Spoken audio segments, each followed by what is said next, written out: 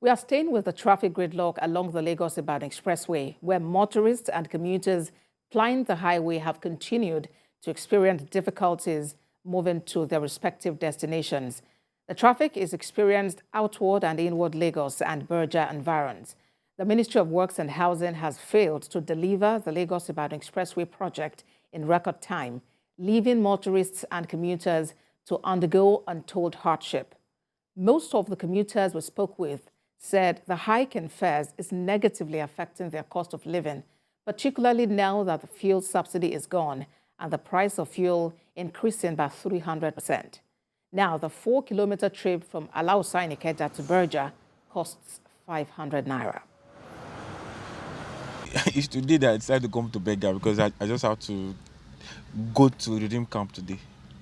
So I tried as much as possible to avoid this traffic, but I felt today was Sunday and the road would be free. And unfortunately, here I am. So it's going to affect a lot of things. There are people trying to do deliveries here and there. Someone that is going to cover an event and is just stuck while the client is waiting and would not even understand that the condition the person finds himself or herself is not something that can be helped. So it's really, it's a bad one. We are stuck in the traffic. There is you have a traffic management system in place. What's happening to it? Or are they on holiday on Sundays? That's why I said I'm completely pissed. So whatever it is, I think our superstar governor should come and do something about it.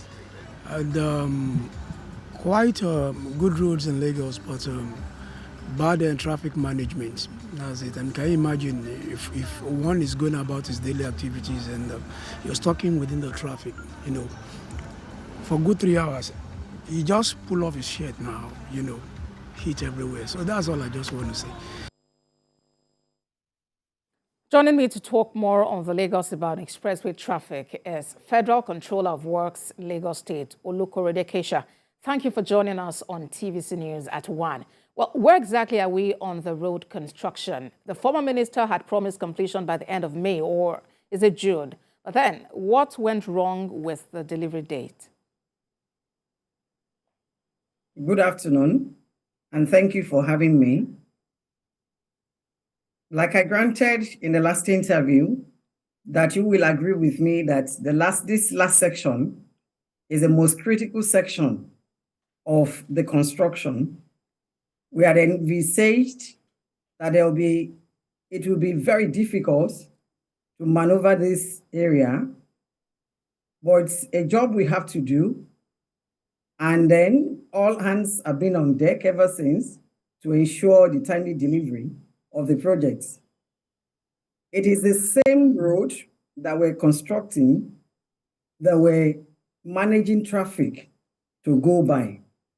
So it's a very, very difficult task. And that's why it has been left for the last section to be done. So can you confirm to us the report online that Julius Berger has suspended work on the project? If this is true, why? It was a difficult decision for us to take because we wanted to deliver as soon as possible. But due to the heavy traffic experienced in the last 5 days or so, we had to go back to the drawing board. And then we tried to build up the road to the level that the cordoned off area will be passable. So once we saw that by the end of today, we'll achieve that.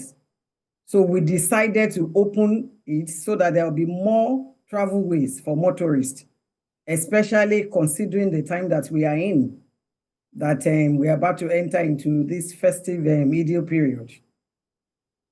All right. So when is that expected to kick off, please?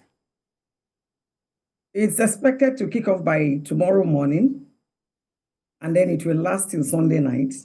Work will resume back by Monday, 3rd of July. So would all the demarcated parts actually be taken off this period? A good percentage of it will be taken off by the end of today.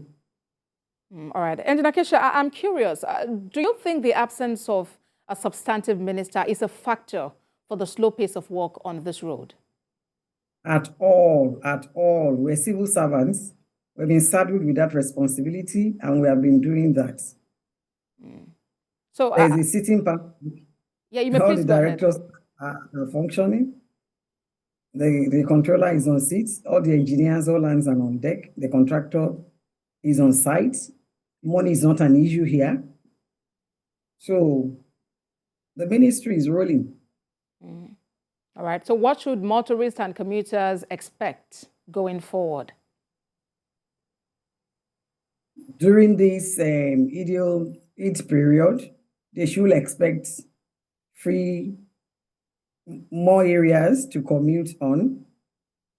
We're going to open more of the barriers, so there'll be free flow of traffic.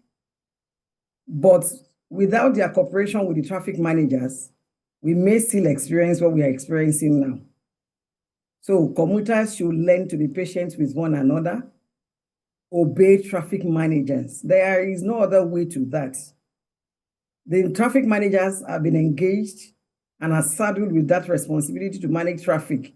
So if we do not obey or allow them to do their work, we are going to have a difficult task in our hands. And where we are hurrying to go to, we may never get there on time. So it's to our own good, it's to the benefit of all, that we listen and obey these traffic managers. Let's learn to go one after the other. There's no point. Everybody wants to go at the same time. We left our destination. We left our place not at the same time. And we do not expect that we'll arrive at the same time. So destination and arrival time is not the same for everybody. So we should put that one into recognition while we are moving on the road.